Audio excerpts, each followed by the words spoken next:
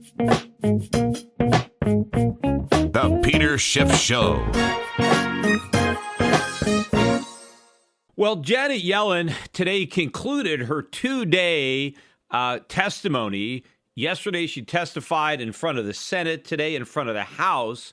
And this is generally gives, Republicans and Democrats an opportunity to, get some publicity, to push their agenda as they, question Janet Yellen. And a lot of the interesting remarks are made during the Q&A session. But I want to focus on the prepared remarks right now, because this is, this gets a lot of forethought, because this is written. Janet Yellen prepares these remarks in advance, and I think they choose every word, right? They painstakingly pick each word because they know how people parse through whatever they write. So I think, if they wrote something, they meant to put it in there, right? This is not an oversight. They choose every word very carefully. And so I want to read a little bit from the prepared remarks that Janet Yellen read to the House and to the Senate, and just, comment on it, because I really think that these remarks were among the most dovish I've read. And again, we're, supposedly about 3 months from when they're supposed to be raising rates, right? I mean, the dollar had a huge rally, gold sold off based on the idea that the Fed was going to be raising rates in June. And if you actually pay attention to what Janet Yellen says, raising rates are the furthest thing from her mind. In fact, they're not even in her mind. They're not even considering it yet. And of course, the media doesn't even report it this way. That's, even crazier, is that there's no reaction to what Janet Yellen is actually saying. So here first she says, and I'm reading this, directly from the prepared remarks, the committee judges that a high degree of policy accommodation remains appropriate, right? A high degree of monetary accommodation remains appropriate. Why? If the economy is really recovering, if we've reached, escape velocity, we've got this low unemployment rate, 6 years in a recovery, we've had 3 rounds of QE, 0% interest rates, why would we still need a high degree of policy accommodation? Not just a normal degree of accommodation, right, that a weak economy would need. See, normally it's when the economy is weak that it needs help from the Fed. Normally, the Fed is leaning against a strong economy, right? The Fed is, stepping on the brakes when the economy is strong, right? It's raising rates. It's trying to keep it from overheating, right? That's normally what happens. So it's a weak economy where you get stimulus, and a strong economy, you get the sedative, you get restraint. Well, the Fed is basically, again, having its cake and eating it too, saying the economy is doing well, yet it still needs a high degree of policy accommodation. Well, if it needs a high degree of policy accommodation, it is not doing well, right? It's like your doctor telling you you're doing well, except you have to stay in bed on life support. We got to feed you intravenously, and you got to breathe through a tube. But other than that, you're doing great. Well, if you have to stay in bed on life support, you ain't doing so hot, right? So the economy is not in good shape if we still need, as Janet Yellen says we need, a high degree of policy accommodation. Also, she says we need to promote a return of inflation to 2% over the medium term. Now, she uses the word medium term a lot because she doesn't want to say short term, because when inflation gets to 2%, the way the government computes it, they're not going to say, aha, we're there. They want it to stay at 2% for a while because they're afraid that it goes to 2% and then comes back down. So they want to really make sure that it's safe. So, they're not talking about getting to 2% now. They're talking about getting to 2% and staying there. So it's going to have to be above 2% for a while before they raise rates, according to Yellen. And we're not at even 2% yet. I'll read a little bit more. Accordingly, the FOMC has continued to maintain the target rate of Fed funds of 0 to 0.25 and to keep the Federal Reserve's holdings of longer-term securities at their current elevated level to help maintain the accommodative conditions. Of course, they have to keep their balance sheet at the current level because they can't let it shrink. Because if they let it shrink, that means they stop rolling over all the maturing debt, and the Treasury has no way of coming up with the money to repay the Fed. Because if the Fed doesn't roll over its bonds, where is the Treasury going to get the money? And of course, that would mean the money supply would shrink, because assuming that the Treasury could sell the additional bonds, find buyers in the private market to replace the Fed, now they would repay the Fed and the Fed would destroy the money and the money supply would shrink. And this phony bubble economy isn't going to withstand a collapse in the money supply.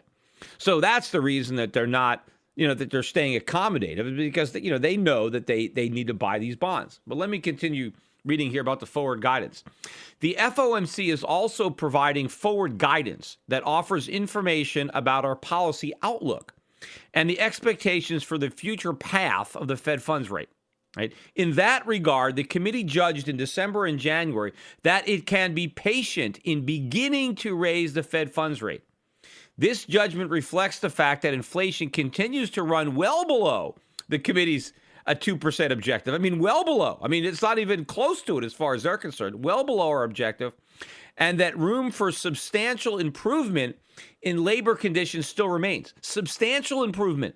So we're talking about 5.7% unemployment, and Yellen is saying there's still room for substantial improvement. So what is she talking about? 5.7% is pretty low when it comes to unemployment. So obviously, the Fed is looking at underemployment. They're looking at all the people working part-time.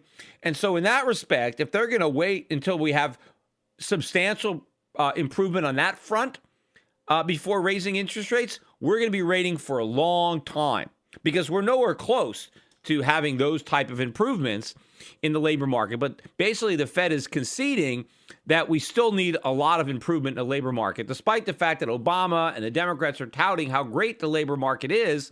Yellen is saying, no, there's still room for substantial improvement, not improvement, some improvement, right? Substantial. That's a big number. Right? So they're saying we need a lot more inflation and substantial improvement in the labor market before we're going to raise rates. That's what she's saying. I'll read more. The FOMC assessment that it can be patient in beginning to normalize policy means that the committee considers it unlikely that economic conditions will warrant an increase in the target range for the Fed funds rate for at least the next couple of meetings.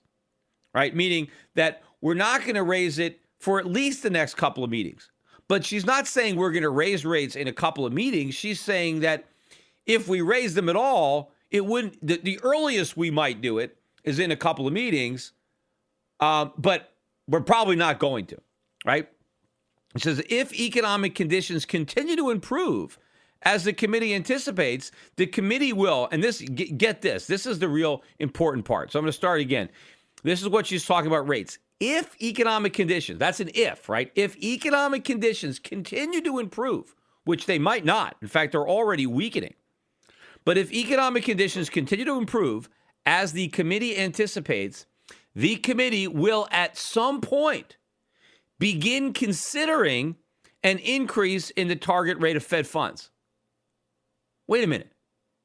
They haven't even begun to consider raising interest rates yet? What are they doing at these FOMC meetings if they're not considering rate increases? What are they, playing cards? These are central bankers. That's really all they do is change the level of interest rates. Yet, according to Janet Yellen, the FOMC hasn't even yet begun to consider raising interest rates. They haven't got it to the point where they start thinking about it. Think about that. They're not even thinking about raising rates yet. That's like, like a 16-year-old boy says, yeah, in the future, I might begin to consider thinking about girls. Come on. If you're a 16-year-old boy, that's all you're thinking about is girls. You're thinking about girls all the time. You're not going to consider thinking about them in the future. So what do they mean? They're going to think. And again, they wrote this. This is not Janet Yellen just answering a question off the cuff, right? Every word that's here is here for a reason, right? So Janet Yellen is not saying that they're going to raise rates. All she's saying is that if the economy improves. See, there's a big if, because it might not. If the economy improves, then at some point, right? When is some point? Who the hell knows when that is? They will begin considering an increase. Not that we will increase interest rates. She's not saying if the economy improves, we're going to increase interest rates. She says if the economy improves, then we'll begin to consider increasing interest rates. Well, how long are they going to consider it for? If they're going to begin, right, they're not going to raise interest rates until they finish the process, right? They have to finish thinking about it before they do it. So all Janet Yellen is saying is that at some point in the future, if the economy improves, then they'll start to think about raising rates. Will they actually raise them? I don't know. They're going to think about it. But apparently they haven't even been thinking about it yet. Yet people expect them to raise rates in June, 3 months from now. Now, why aren't people looking, after they heard this, right? People should be, this should have been market moving. Anybody who was expecting a rate increase, after they read this, they should change their mind. Here, now they go on, right? After they say they'll begin thinking about raising rates. Before then, the committee will change its forward guidance. So meaning before they start thinking about raising rates, they're going to change their guidance, which is the patient. So that means that as long as the word patient is in their statement, they haven't even begun to think about raising rates. So before they can think about raising rates, they got to take that word patient out of the statement. But then look what she says. However, it is important to emphasize that a modification of the forward guidance should not be read as indicating that the committee will necessarily increase the target range in a couple of meetings. So in other words, she said that patient means we're not going to raise rates for at least a couple of meetings. But if we take the word patient out, don't assume that we're going to raise rates in a couple of meetings, because we're not. Right? That's what she's saying. It says, it is important to emphasize that a modification of the forward guidance should not be read as indicating that the committee will necessarily increase rates. So then why modify your guidance if it doesn't mean anything? Basically, she's saying, look, we might change our guidance, but we don't actually mean anything. So don't react to it because it doesn't mean anything. Well, of course, then why even have it? Here, then she writes, instead, the modification should be understood as reflecting the committee's judgment that conditions have improved to the point where it will soon be the case that a change in the target rate could be warranted. Not that it will be, but that it could be. See, really all it means is that when they remove the word patient, they potentially might begin thinking about raising rates. Now, maybe they won't begin thinking, and maybe they will, but thinking about raising rates and actually raising rates are two different things. Who knows how long the Fed will have to think about raising rates before they actually raise them. I'll read a little bit more. Provided that labor market conditions continue to improve and further improvement is expected, right? Okay.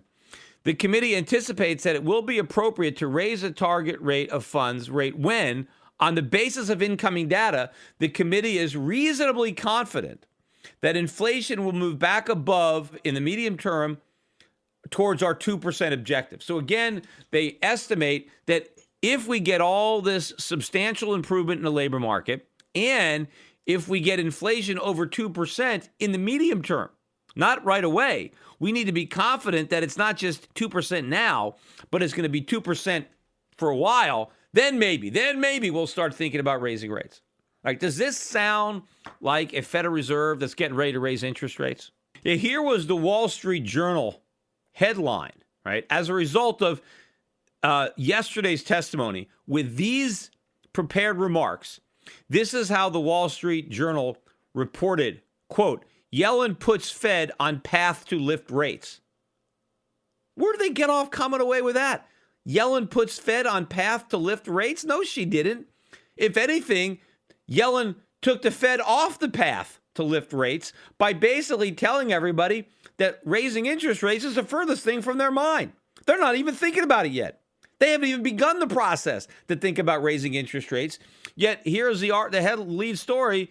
Yellen puts Fed on path to lift rates. No, first of all, a lot of people thought they were already on that path. How many times can Yellen put the Fed on the same path, right? They've been on this path to lift rates for a long time.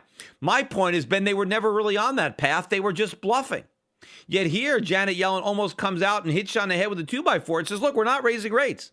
Now, they don't want to actually say that, but that they're doing it. She's going out of her way to basically say just that. She's leaving herself all sorts of wiggle room so that she doesn't actually have to raise rates. And she never promised to raise rates. All she promised to do was think about it. And she didn't even promise she would think about it. They might start thinking about it, but maybe they won't. Who knows? No, I thought it was also interesting that one of the things that Yellen talked about as a positive for the economy and as a positive for the consumer was lower energy prices. And she described it, and basically said, look, this is good. She acknowledged that some people might lose their jobs in the energy sector, and she felt badly. But she said that overall, lower oil prices are positive because it means that if American citizens spend less money on gas, then they'll have more money to spend on other things, and that's going to help the economy, which, of course, is true. But if lower gas prices help the economy, why don't lower prices in general help the economy? I mean, what's true about gasoline is true about everything. I mean, if I spend less money on food, I got more money to spend on other things. If I spend less money on clothing, I have more money to spend on other things. If I spend less money for health care, I have more money to spend on other things. If my rent goes down, I have more money. There's not a single product that you can think of where if the price goes down, you don't have more money to buy other stuff, right? I mean, just think about mathematically in a simple world. Let's say I got $1,000 to spend and there are 10 things I want to buy and they all cost $100. So I can buy 10 things for $100 and I've spent my $1,000, right? Well, what if the price of all the things that I want to buy go down by 10%? Well, now they're only $90 a piece. So I buy 10 things and I only spend $900. I have $100 left over. Now I can buy another thing. I can buy another $90 thing and then still have $10 left over for savings, right? I'll have 11 things instead of 10. Whenever prices go down, and it doesn't matter what the price that went down was, whatever it was. I mean, even in my situation where I've got, 10 products that I'm buying for $100 each, if the price of one of those products goes down to $50, I got $50 left over to buy something else, right? I mean, it doesn't matter whether it's gasoline. So if Janet Yellen understands that lower prices increases consumption, right? Because you can still spend your money. You just end up buying more stuff. And that's what means you have a higher living standard. If I can buy more stuff for my money, I enjoy a greater quality of living, standard of living. I have more things for the same money. And so if that's the case when it comes to oil, why isn't that true for everything else? Yellen is saying, I want to force prices to go up 2% when they're going up by considerably less than that now. Well, by definition, by her own logic, if prices go up, that will mean that consumers can buy less. They'll have lower purchasing power. If you force up prices and consumers don't have they don't have a printing press like Janet Yellen, they have a paycheck, and if their paycheck is the same and prices are going up, they have to buy less stuff. So clearly, Janet Yellen is talking out of both sides of her mouth here when she's saying that rising prices are both good and bad at the same time, because that's really what she's saying. But still, nobody in the House or the Senate bothers to question her on this. I'd love to see someone call her out on it, and let's see her weasel out of it. How does she explain that? How does she explain that falling gas prices are good, but falling food prices are bad? Or falling clothing prices, or falling rents, or falling medical prices, or anything. Consumer electronics, whatever. Try to explain that. You can't. In fact, two central banks today, I was reading these articles. One was on Sweden. And the title of the article, I'm not making this up, right? This is in the Salt Lake Tribune, but it's a Bloomberg story. So it's a Bloomberg News, figures, right? I'm just reading. They picked up the Bloomberg story. Sweden, the mistake Yellen wants to avoid. Right? And what is the mistake? And you read the article, it says, it's like this beautiful country, right? Everything is nice there. But it says this month, after 1 year of too slow price gains and another 2 years of falling prices, oh my God, right? Sweden's central bank was forced to take an unprecedented action. The bank slashed interest rates into negative territory in addition to announcing its intention of buying government bonds. Critics says the drastic move came too late and could have been avoided altogether had the bank just acted sooner. Right? In the 4 years leading up to this historic stimulus, the central bank board had bitter debates over the need to cut rates, leading to the resignation. So in other words, had they acted sooner, they would have avoided the horrors of inflation being too low. And now because they waited too long, they let inflation get so low that now they've got to panic and they've got to do all this extra stimulus to push up inflation. But nowhere in the article does it mention that Sweden is having, economic growth problems, that they have an unemployment problem, that there are any other economic problems. Right? The only problem is the low inflation or the absence of inflation, which I would argue is not a problem. That's a benefit. That's a good thing. But without any evidence that this low inflation is causing harm to the Swedish economy, they need to do something about it, right? The problem isn't that the low inflation is hurting economic growth or hurting employment. The argument is that the low inflation is a problem in and of itself. It doesn't matter. We don't have, even if we have low unemployment and high economic growth, if we have low inflation, that's a problem we got to do something about. And so they have to slash interest rates to negative for the sole purpose of making the inflation rate go up. And why would that help the economy? It won't.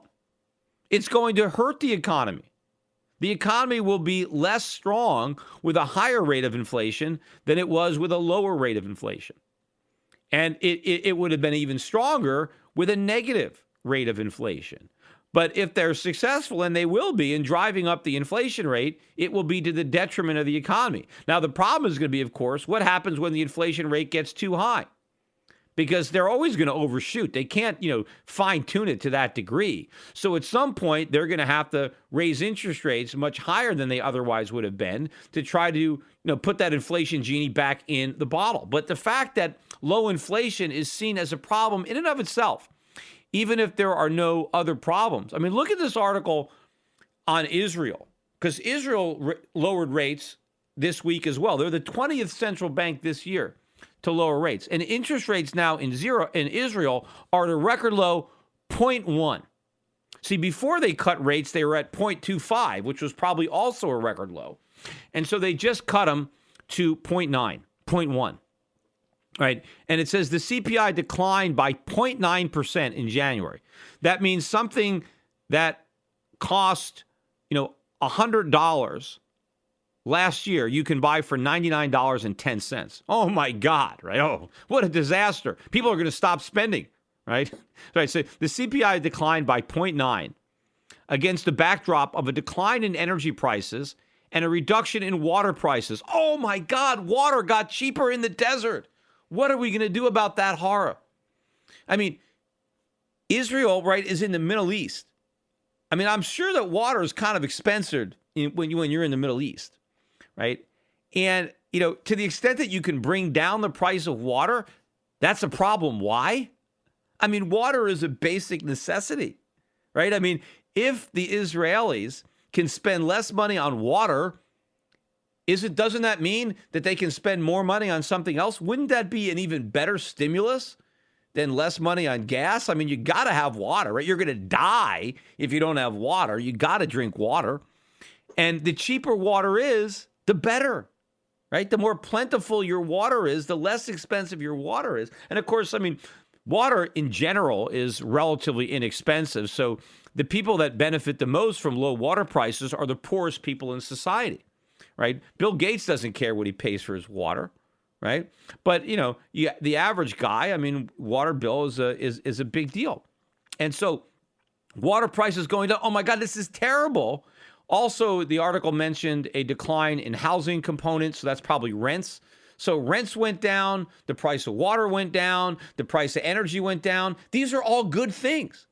But apparently these are terrible things, and they require emergency reductions in interest rates to stop this horror, to try to make sure that the Israelis pay more money for water, right? That drinking and showering and washing your car and watering your lawn, we need to make all these things more expensive. And that is progress. Because, if you actually read this article, the article writes about how strong the Israeli economy has been, how the unemployment rate is falling, labor force participation is rising. So they're saying we got a strong economy, lots of economic growth, low unemployment, but we also have low inflation, and so we got to do something about the low inflation without any evidence that low inflation is hurting the economy. You know what might end up hurting the economy? These low interest rates that are there supposedly to solve the non-existent inflation problem. Well, they're going to create an inflation problem where one wasn't there. And now they're going to have to do something about it, which will be disruptive to the Israeli economy and every economy. This is the nonsense that is going around. But the thing is, while Israel is cutting rates and Sweden, everybody still thinks that the Fed is going to be raising rates. Why could they possibly think that? How can they possibly think that? A, given what Yellen is saying, and B, open your eyes and look at the economic data, because the Fed says they're data dependent too. Well, the data is getting worse. Just look at some of the data we got this week. We got Dallas Fed manufacturing survey collapsed to minus 11.2, right? That's the lowest level since April of 2013. Not April of 2014, April of 2013. That's almost 2 years ago. This is the third month in a row that Dallas Fed manufacturing survey has missed its numbers. And it's actually, too, the biggest 3-month decline since April of 2013. Then also on Monday, we got the existing home sales plunged by a much greater than expected 4.9%. That was the biggest drop in January in existing homes in 5 years. Biggest drop in January in 5 years. And it's the lowest monthly level since April of last year. But, I mean, what is that saying? And that's with these record low mortgage rates, right? The Fed is saying we're about to raise interest rates. We've already had the biggest drop in January in 5 years. Yeah. Also, we got another Fed survey out, the Richmond Fed Manufacturing Index. That one came out yesterday. That was well below estimate. It was supposed to come out at 6, which was the same as last month. Instead, we came out at 0, which was well below the lowest number of the range. So that was the lowest number in almost a year, right? You have to go back to March of last year before the number was lower. So, this is February. So it's almost a year low in that number. And, we some other numbers that came out this week were kind of missed, a little bit below, maybe a little bit better. But most of the numbers, again, are weak. Now, we're going to get, more economic numbers coming out later in the week. I'll be talking about that. I'll be talking on Friday about the GDP revision. So make sure to listen to that podcast. Either it'll come out on Friday or maybe over the weekend. Also, too, if you don't read my newsletter, the next edition of my newsletter is coming out, and I've got a lot. I write a lot about the Fed there, and so there's some more on what we discussed today. So it's a free newsletter. If you're not getting a copy of my newsletter, you just go to Europac.com. By the way, I just recently changed my website from Europac.net to Europac.com. I mean, although Europac.net still works, but might as well use the .com now. But Europac.com, and just sign up for the free newsletter. Right, it just comes in the email. But the next issue is going to be coming up shortly, probably by next week. So if you sign up now, you'll be in the database in time to receive it.